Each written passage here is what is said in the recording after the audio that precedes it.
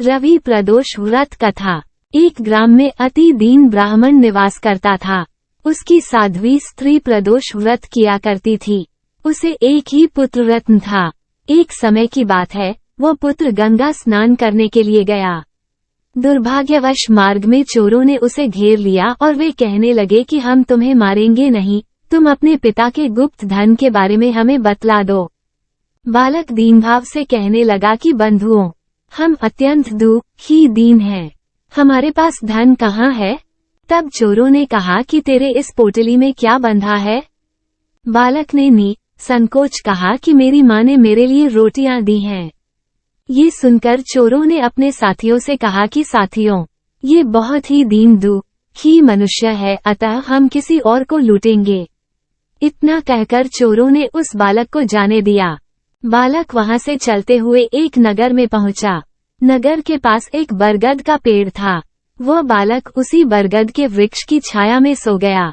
उसी समय उस नगर के सिपाही चोरों को खोजते हुए उस बरगद के वृक्ष के पास पहुंचे और बालक को चोर समझकर बंदी बना राजा के पास ले गए। राजा ने उसे कारावास में बंद करने का आदेश दिया। ब्राह्मणी का लड़का जब घर नहीं लौटा, तब उसे अपने पुत्र की बड़ी चिंता हुई। अगले दिन प्रदोष व्रत था। ब्राह्मणी ने प्रदोष व्रत किया और भगवान शंकर से मन ही मन अपने पुत्र की कुशलता की प्रार्थना करने लगी। भगवान शंकर ने उस ब्राह्मणी की प्रार्थना स्वीकार कर ली। उसी रात भगवान शंकर ने उस राजा को स्वप्न में आदेश दिया कि वह बालक चोर नहीं है, उसे प्रातः काल छोड़ दे, अन्यथा तुम्हारा सारा राज्य वैभव नष्ट हो जाएगा। प्रातः काल राजा ने शिवजी की आज्ञानुसार उस बालक को कारावास से मुक्त कर दिया गया। बालक ने अपनी सारी कहानी राजा को सुनाई। सारा वृतांत सुनकर राजा ने अपने सिपाहियों को उस बालक के घर भेजा और उसके माता पिता को राजदरबार में बुलाया। उसके माता पिता बहुत ही भयभीत थे।